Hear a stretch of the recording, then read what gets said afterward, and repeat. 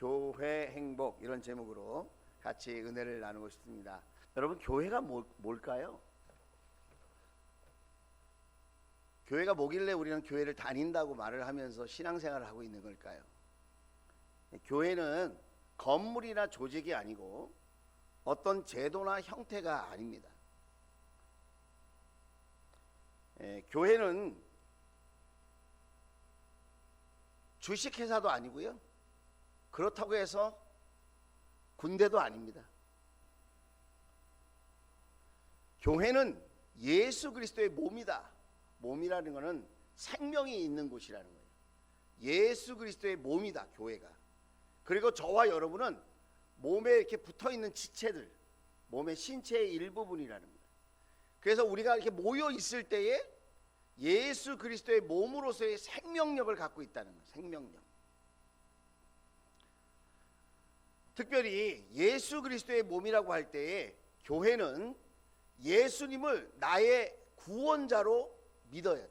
예수를 나의 구원자로, 내 인생의 주인으로 믿고 영접하는 거예요. 내 마음에 받아들이는 겁니다. 세상이 나의 주인이 아니고, 내가 내 인생의 주인이 아니라, 내가 나를 사랑하지만 나를 나보다도 더 사랑하시고 나의 생사화복을 주관하시는 하나님이 계시다. 그걸 믿는 거예요. 그리고 그 믿는 믿음으로 그 믿음을 가진 사람들이 모인 공동체, 그걸 영적 가족 공동체, 믿음의 가족 공동체라고 말하는 거예요. 혼자서도 잘할 수 있어요. 물론 잘할 수 있는 부분이 있지만 함께가 아니면 도저히 누릴 수 없는 은혜와 축복이 있고, 함께이기 때문에 해낼 수 있는 일들이 이 세상에는 더 많아요. 신앙생활 혼자 하는 게 아닙니다. 교회만 다니는 사람, 자신의 목적을 위해서 교회만 다니는 사람을 종교인이라고 하고요, 예수님을 닮고 예수님의 이름으로 함께 믿음의 가족으로 살아보겠다고 결심한 분들을 우리는 신앙인이라고 한다. 좋은 말씀만 찾아서 이리저리 방황하는 분들은 교양인이에요. 교양인. 신앙인은 아니에요. 기독교에도 말 잘하는 사람이 있고 감동도 있고 연설도 잘하고 좋네, 이 설교 저 설교 듣는 거는 교양인. 공동체 안에서 믿음의 형제 자매로 사는 것은 신앙인. 교회만 왔다 갔다 하는 사람은 종교인. 교양인, 종교인, 신앙인, 제가 이렇게 구별해 드렸죠? 나는 교회를 다니는데 행복하지 않다. 그럼 이유가 있지 않겠어요? 저는 행복하거든요. 기분이 안 좋으세요? 다시 한번 해볼게요. 제가 행복하다 그러면 아멘 한번 해주세요. 저는 행복하거든요. 저는 주원교회가 너무너무 행복해요. 네, 너무너무 행복해. 여러분 행복하세요? 또 다른 짐을 얹어놓고 있는 것 같지 않아요? 세상 일도 바쁘고 힘들고 가정 일도 해야 될 게 너무 많은데 교회까지 다니느냐고 너무 힘들지 않으세요? 교회는 행복한 곳이고요, 교회는 생명이 넘치고, 교회는 하나님의 은혜와 축복이 흐르는 곳이에요. 그것이 경험되어지는 것이 교회 생활인데, 그렇지 않다면 내 마음속에 무엇이 있나를 생각해 봐야 돼요. 내 안에 내가 너무나 많아.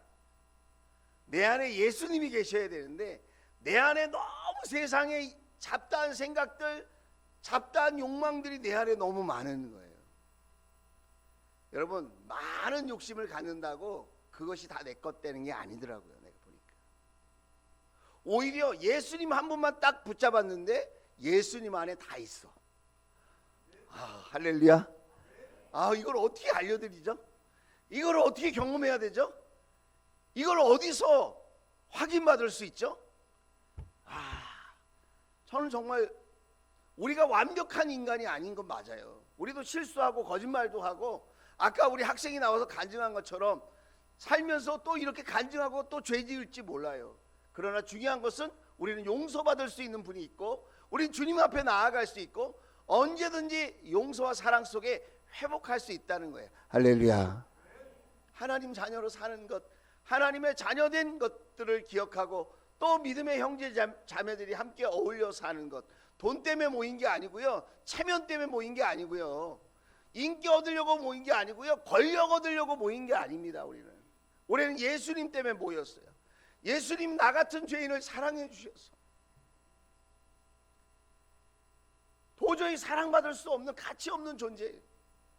눈 뜨면 죄 짓는 생각만 하고, 눈 뜨면 세상에서 자기 욕심과 욕망을 위해서 살아갈 수밖에 없는 연약한 존재인데, 이런 나를 위해서 자신의 생명을 버리시고, 나는 네가 불행한 거 못 본다, 나는 네가 행복하길 원한다.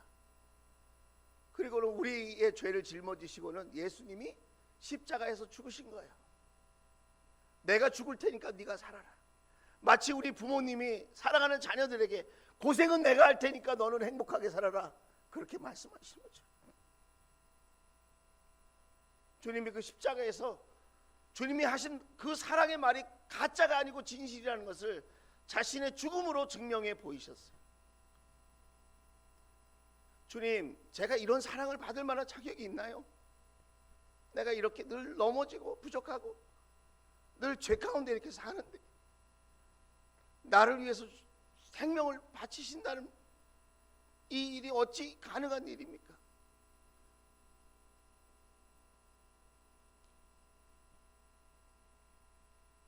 그 주님의 사랑, 그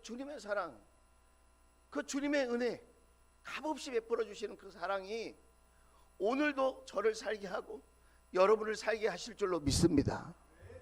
교회는 말이죠, 그 사랑이 흘러 넘치는 곳이에요. 윤리 도덕이 필요해요. 제도도 필요할지 모르고 조직도 필요할지 모르겠어요. 그러나 그게 본질이 아니에요. 직분을 뭘 얻느냐, 그게 중요한 게 아니고요, 내가 몇 년 교회를 다녔느냐, 그게 그렇게 중요한 게 아니더라고요. 세월이 가니까 내 마음속에 주님의 사랑이 살아있느냐, 그 사랑이 흐르고 있느냐, 그게 중요한 게 아니에요. 부부가 몇 년 같이 살았느냐, 그것도 중요하지만 그 부부의 마음속에 서로를 사랑하는 마음이 있느냐, 그게 더 중요한 게 아니에요. 2021년도 4월에 한국 갤럽 조사 연구소에서 종교 분포도에 대해서 이렇게 조사를 했습니다. 대한민국 전체의 국민 중에 표본을 뽑아서 했는데, 종교를 가진 사람들이 약 40%, 불교, 천주교, 기독교, 원불교, 천도교까지 주요 종교가 이렇게 5개 정도가 되더라고요. 그러니까 종교를 갖고 있다 40%, 난 종교가 없어 60%. 그 중에 2단까지 쳐서 내가 기독교인이다, 약 15%가 기독교인이라고 체크를 했어요. 그러니까 엄밀히 말하면 한 10% 정도, 2단 사입이 빼면 10% 정도가 기독교인이다, 이렇게 생각하면 될 것 같아요. 그런데 그 중에서 몇 분이나 정말 예수님의 사랑을 알고 교회를 다닐까? 전 국민의 10%가 기독교인이라고 할 때에 그 10%가 되는 그 성도들 가운데 나는 정말 예수님 때문에 행복해요, 나는 신앙생활이 행복해요, 나는 교회 생활이 행복해요, 이렇게 말할 수 있는 분들이 몇 퍼센트나 될까? 한 5%나 될까요? 절반? 제가 생각할 때는 5% 안 되는 것 같아요. 한 3%? 호감도를 조사했어요. 종교 가운데 호감도. 불교가 발표하면 불교가 1등이고요. 천주교가 발표하면 천주교가 항상 1등이더라고요. 호감도. 우리가 호감 제일 많이, 좋은 호감을 갖고 있다. 기독교는 항상 꼴등이에요. 왜 그럴까요? 저와 여러분이 행복해 보이지 않아서 그런 건 아닐까요? 교회 다닌 사람이 교회를 열심히 다녔어, 교회 주일 갔다 왔어, 주일 예배 드리고 왔어, 근데 행복해 보이지 않는 거예요. 아침 일찍부터 이 모양 저 모양으로 섬기고 그렇게 예배도 드리고 은혜 받았다고 그러고 왔는데 행복해 보이질 않는 거예요. 다른 점이 없는 거예요. 나도 힘들고 너도 힘들고 왜 교회까지 가야 돼? 그래서 여러분, 우리는 행복해야 될 줄로 믿습니다. 자, 목자 목녀님이 행복해야 됩니다. 그래야 목원이 행복한 거예요. 여러분, 엄마 아빠가 행복해야 될 줄로 믿습니다. 그래야지 애들이 행복한 거예요. 엄마 아빠가 맨날 싸우고 불행하게 지내는데 애들이 행복할 턱이 있습니까? 절대로 행복하지 않아요. 여러분, 목사 사모가 행복해야 될 줄로 믿습니다. 아이고, 또 지네들만 행복하려고 그러네. 수준이 떨어지는 거예요. 목자 목녀가 힐링 캠프 갔다 왔어요. 그럼 박수 쳐주고, 야, 정말 우리 목자 목님 행복했으면 좋겠다. 더 정말 기쁨이 넘쳤으면 좋겠다. 할렐루야. 아이, 뭐 지들만 고생하나, 뭐 지들만 갔다 왔어. 이러면 수준이 확 낮아지는 거예요. 여러분이 행복해야 여러분의 가정이 행복하고 여러분을 만나는 모든 사람들이 행복해질 줄로 믿습니다. 특별히 저희 교회는 가정교회를 하기 때문에 행복해요. 성경에 보면 하나님께서 세우신 공동체가 두 개가 있어요. 회사는, 국가는 하나님이 세우지 않으셨어요. 하나님이 세운 공동체는 가정하고 교회예요. 하나님이 세우신 공동체는 가정하고 교회예요. 가정이 하나님을 경외하는 가정이 될 때 행복하고요. 교회도 우리 하나님이 주인 되어주시고 예수님이 주인 되어주시고 경영자가 되어주실 때 교회가 행복해져요.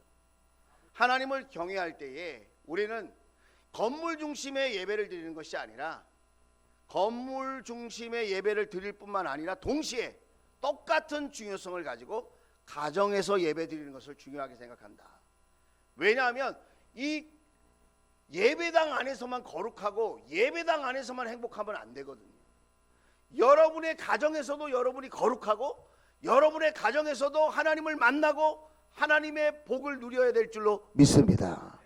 가정에서도 복받고 교회에서도 복받고. 할렐루야.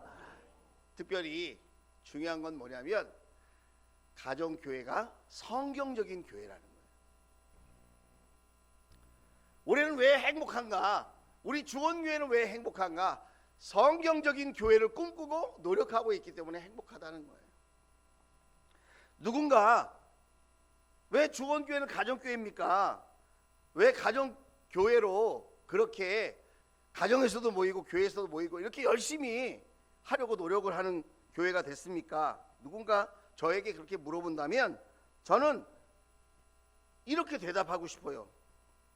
그 가정교회가 성경적인 교회다. 가능하면 성경대로 해보자는 거다.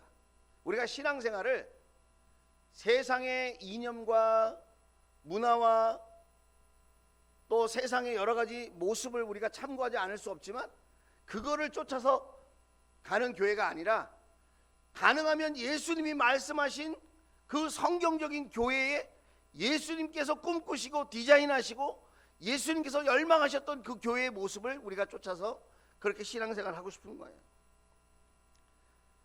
여러분, 우리가 힘들어도 뭔가 가치를 느끼면 열정을 갖고 노력하잖아요. 우리 어른들이 직장에 출근하거나 사업장에 가시는 이유가 거기에 뭔가 의미와 가치가 있으니까 그렇게 노력하시는 거 아니에요? 아, 직장 가는 게 너무 편해. 나는 사업장이 너무 행복해. 이렇게 가시는 분이 몇 분이나 되시겠어요. 그러나 그 직업을 그 직장이 그 사업장이 나에게 무언가 의미를 가지고 가치를 주기 때문에 가정을 경제적으로 돕고 생활할 수 있도록 힘을 주는 생계의 수단이면서 자아 실현의 수단이기 때문에 우리가 노력하는 거 아니에요? 그러니까 편해서 즐거워서만 하는 건 아니라는 거예요. 그럼에도 불구하고 가치와 의미가 있으니까 열정을 가지고 새벽부터 일찍이 일어나서 노력하고 애쓰고 굳은 소리 들어가면서 그 남들이 안 하는 그런 힘든 일까지도 해 가시면서 직장 생활도 하고 또 사업장에도 나가고 이 사람 저 사람을 만나면서 경제 활동을 하시는 건 아니냐 이 말이에요. 마찬가지로 여러분 신앙생활도 편하다고 좋은 게 아니에요. 난 참 편하게 신앙생활해. 여러분, 진짜 편하려면 죽어야 돼. 그럼 진짜 편해. 아무것도 안 해도 돼. 편한 게 좋은 게 아니에요. 가치 있는 일을 하고 보람 있는 일을 할 때 행복이 느껴지는 거지. 아무 일도 안 하는 게 행복한 게 아니다 이 말이에요. 이왕 신앙생활 하기로 여러분 결정하셨고 교회 다니기로 마음을 먹으셨다면 여러분 주님께서 원하시는 성경적인 교회를 다녀봐야 되지 않겠어요? 성경에서 말씀하시는 그 신앙의 모습이 뭔가 그거를 여러분이 바라보고 그렇게 신앙생활을 해야 여러분과 저의 신앙생활이 가치가 있고 의미가 있는 것 아니겠습니까? 윈스턴 처칠이라는 분이 이런 얘기를 했어요. 사람은 건물을 만든다. 그러나 그 다음엔 건물이 사람을 만든다. 다시 말하면 장소가 중요하단 말이에요. 장소. 사람은 그 장소 안에서 생활을 하고 장소 안에서 관계를 맺고 지내기 때문에 그 장소라는 게 굉장히 중요하다는 거예요. 자, 초대교회는 어느 장소에서 예배를 드렸을까요? 지금처럼 이렇게 예배당을 번듯하게 만들고 크게 만들고 막 호텔처럼 만들고 막 기업처럼 만들고 그렇게 예배를 했을까요? 아니라는 거야. 아니라는 거야. 가정에서 예배 드린 줄로 믿습니다. 가정에서. 313년 콘스탄틴 대제가 기독교를 로마에서 공인하기 전까지는 다 가정에서 예배드리고 313년 이후에 이런 형태의 이런 부류의 교회들이 예배당으로 막 세워지기 시작하고 사제 중심의 성직자 중심의 교회가 됐다는 거예요. 평신도 중심의 교회가 되지 않는 거예요. 그래서 마틴 루터는 성경, 은혜, 믿음이라는 캐치프레이를 가지고 종교개혁을 일으켰는데 가정교회라고 하는 이 정신은 성경대로의 정신이고 예수님께서 꿈꾸셨던 교회의 모습으로 돌아가자고 하는 믿음의 운동이기 때문에 이것은 제2의 종교개혁이다. 그렇게 말을 한다는 거예요. 그런 의미에서 우리 목자 목녀님들은 평신도 목회자예요. 그냥 교회 집사, 뭐 권사, 장로 이런 수준의 분들이 아니고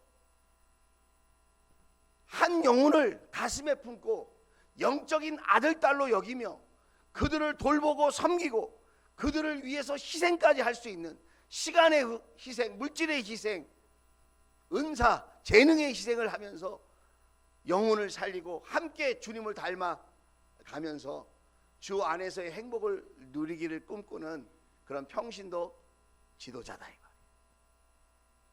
우리 교회 목자 목녀님이 계시다는 사실은 매우 감사할 일이에요. 그런데 더 놀라운 일은 뭔지 아세요? 목자 목녀님이 완전한 분들이 아니에요. 뭔가 부족하고 약점도 있고 허물도 있고 그래요. 그런데도 하나님이 세우신 영적인 리더다고 생각을 하시고 우리 목원들이 잘 순종해주고 따라주시는 거예요. 그래서 우리 목원들이 얼마나 훌륭한지 몰라요. 우리 주원 가족들이 예수님 때문에 순종해 주는 거예요. 예수님 때문에.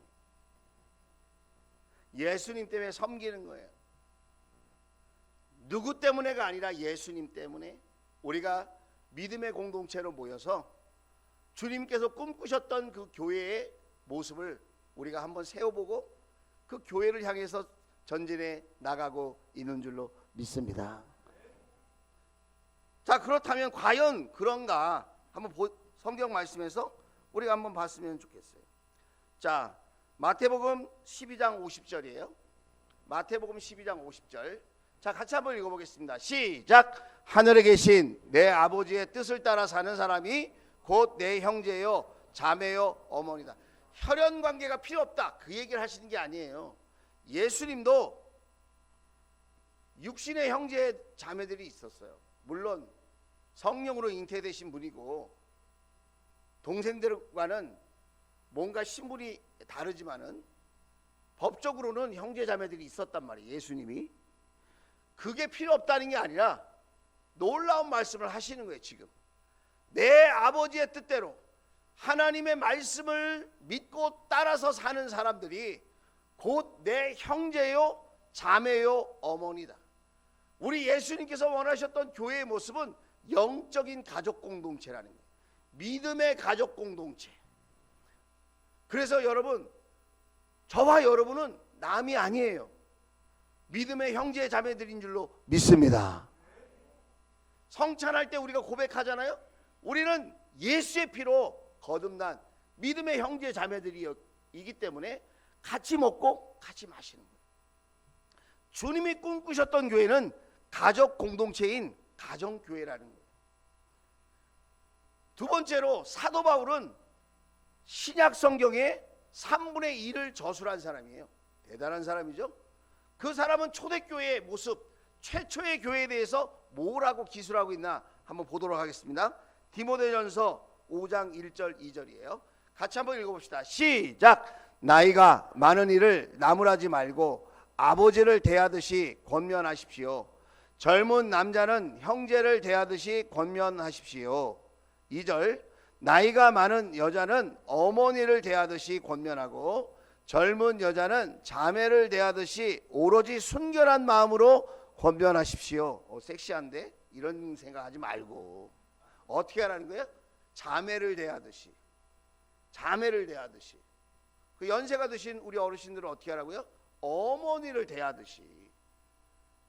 연세 많으신 우리 남성들은 어떻게 하라는 거예요? 1절에 아버지를 대하듯이. 1절에. 그리고 젊은 남자들은 어떻게 하라는 거예요? 형제를 대하듯이 대하라는 거예요. 형제를 대하듯이. 이게 목장 공동체를 생각하면 금방 이해가 돼, 이 말이. 왜냐면 우리 목장에서도 형, 누나, 자매님 이렇게, 예, 엄마 이렇게. 우리 네팔 목장은 딸이 있어요. 목자님한테 엄마 그래요. 엄마. 나 처음에는 깜짝 놀랐어요. 육신의 어머니가 계신데 목자님 엄마처럼 생각한다는 거예요. 목자님을 형처럼 생각한다. 목원을 형처럼 생각하고 아버지처럼 생각한다는 거예요. 우리는 너무 이해가 되는데 전통적인 교회에 다니는 사람은 이 말이 이해가 안 돼요. 잘. 고린도전서 16장 19절이에요. 고린도전서 16장 19절. 자, 같이 한번 읽어보겠습니다. 시작. 아시아에 있는 교회들이 여러분에게 문안합니다. 아굴라와 브리스가와 그 집에 모이는 교회가 다 함께 주님 안에서 진심으로 문안합니다. 할렐루야. 집에 모이는 교회래요, 여러분. 가정교회라는 거예요. 집에 모이는 교회. 하우스 처치라는 거예요. 하우스 처치.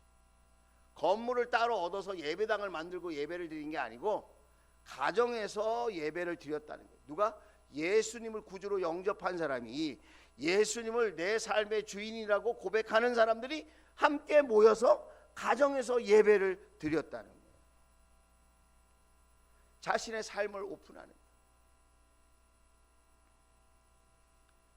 그러면서 여러분 초대교회의 모습을 또 어떻게 그리고 있냐면 사도행전 4장입니다.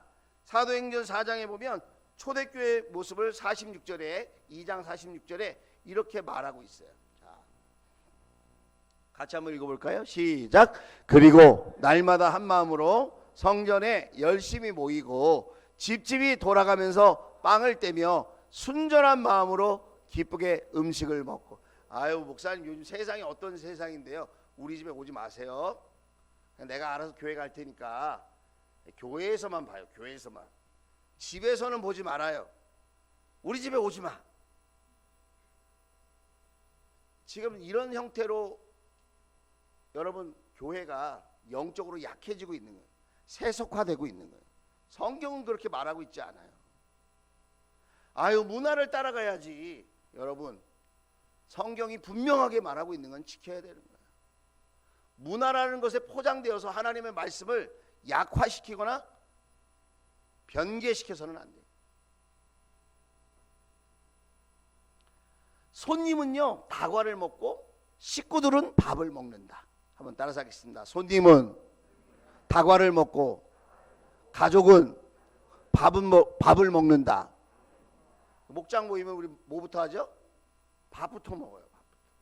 그리고 삶을 나누는 거예요. 한 주간 동안 하나님의 말씀을 가지고 어떻게 살았는지, 지난주에 우리를 부르신 목적 3가지. 우리랑 같이 살려고 부르셨다. 말씀을 전하고 전도하기 위해서 우리를 부르셨다. 또 다른 영혼을 살리려고. 그 다음에 우리에게 영적 권세를 주시려고 부르셨다. 이 3가지 말씀했어요. 그 말씀 가지고 어떻게 살았는지 목장에서 나누는 거예요. 어저께 그렇게 목장에서 나눴죠? 안 나누는 사람만 손 들어보세요. 다 나눴구나. 제가 시험 들 뻔했네. 그렇게 그걸 나누는 거예요. 그냥 살면서 자기 감사를 나누는 거는 처음에 그거는 그냥 아무것도 모르는 VIP들한테만 그렇게 하는 거고, 저와 여러분은 말씀을 가지고 한 주간 어떤 감사가 있고 어떤 응답을 받고 어떤 열매가 있었는지, 그리고 그 말씀을 가지고 살려고 했는데 어떤 게 어렵고 어떤 게 과제고 기도 제목인지 이런 걸 나누는 거예요. 그럴 때 여러분, 우리가 그 말씀 속에서 믿음이 성장하고 주님을 닮아가고 또 말씀의 능력을 경험하게 되어질 줄로 믿습니다. 그래서 그런 대화를 나눌 때 놀라운 일이 일어납니다. 어떤 놀라운 일이 일어나냐면 기도 응답이 되어 있는 것을 고백을 듣게 되는 거예요. 그리고 변화가 일어나는 걸 보게 되는 거예요. 성령이 임하시면 하나님의 말씀이 들리고 하나님의 역사가 보이는 거예요. 바람 같은 소리가 들리고 불이 임한 것이 보였다고 그랬잖아요. 성령의 역사는 하나님의 말씀이 들리는 거고 하나님의 일하심이 보이는 거예요.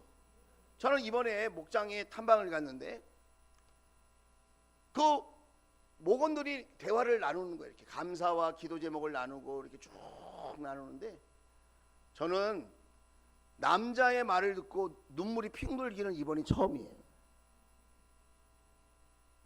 저 남자잖아요. 남자 목원이 자신의 삶을 나누는 거예요. 구체적으로 내용을 다 말할 수는 없지만 그 얘기를 듣는데, 와, 하나님이 이렇게 함께 하시는구나, 하나님께서 이렇게 도와주시는구나, 하나님께서 이렇게 축복하시는구나, 할렐루야. 야, 진짜 눈물이 핑 돌고 코끝이 찡했어요. 목장이 아니면 그런 기쁨과 그런 고백을 어디서 듣겠어요? 여러분에게 책을 두 권 한번 소개해주고 싶은데 읽지는 마세요. 소개만 할게요. 굉장히 두꺼워요, 이 책이. 볼프강 짐존이라고 하는 분이 가정교회라고 하는 책을 두껍게 썼어요. 최영기 목사님이 쓰신 책 말고 다른 신학자가 쓴 책이에요. 초대교회의 모습이 가정교회였다, 이 이야기를 하는 겁니다. 그 다음에 또 하나의 책은 우리가 몰랐던 1세기 교회, 처음 교회의 모습은 어떤 교회였을까? 박영호라는 분이 예일 대학에서 공부를 하고 시카고 대학에서 박사학위를 받았는데 초대교회사를 연구를 했어요, 이 사람이. 그래서 책을 냈어요. 엄청나게 두꺼운 책인데 그걸 요약본으로 짧게 낸 거예요, 이 책이. 여기 보면 가정교회 이야기가 나와 있는데, 가정에서 모였다. 4세기가 되기 전까지 3세기까지는 가정에서 모였다.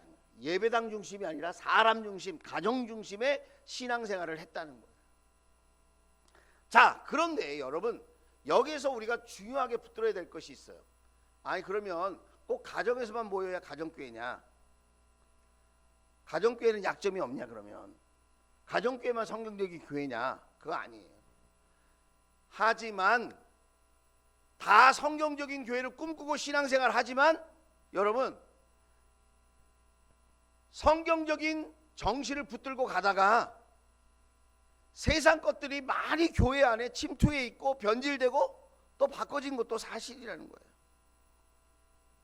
그래서 끝까지 성경대로의 정신을 붙들고 성경적인 교회를 해보겠다고 몸부림치면서 지금 우리가 노력하고 기도하면서 이렇게 목장 공동체를 만들어 가는 이 모습이 우리 주님의 눈으로 볼 때는 참 귀하고 아름다운 신앙의 모습이 되어질 줄로 믿습니다.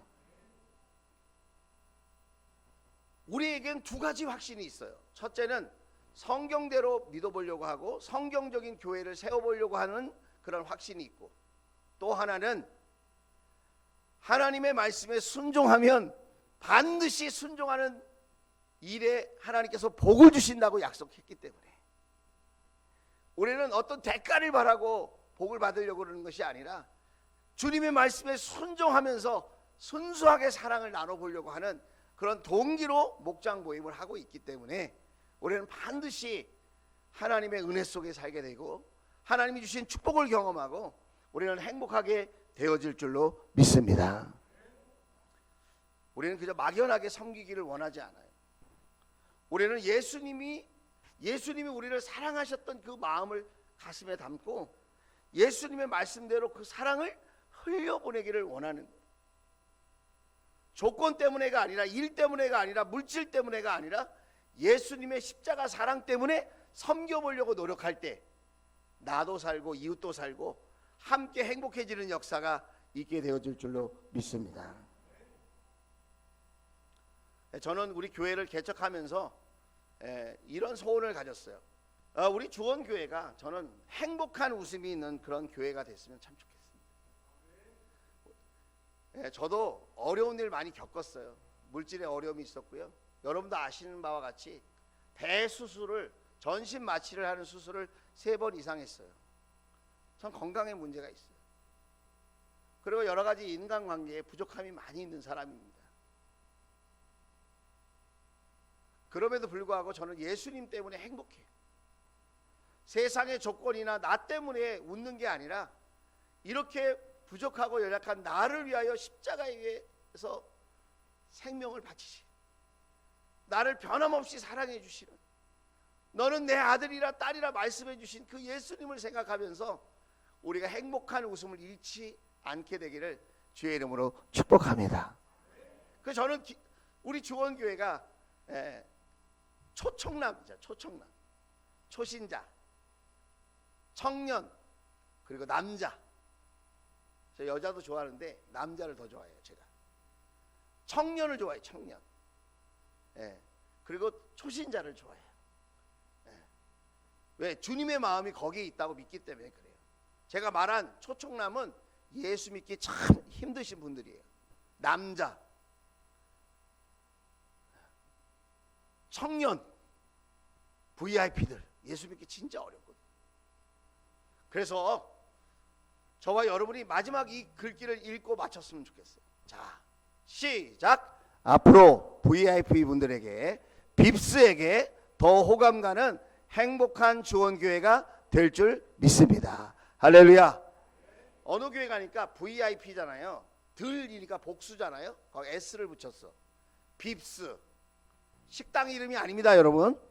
빕스는 초신자들, 비신자들을 총칭하는 말이에요. 비신자들에게 더 호감 가는 행복한 웃음이 있는 주원교회가 되고, 저와 여러분이 세상의 어떤 조건이 아니라 예수님 사랑 때문에 행복이 넘치고 웃음이 넘치는 그런 주원가족들 다 될 수 있기를 주의 이름으로 축복합니다.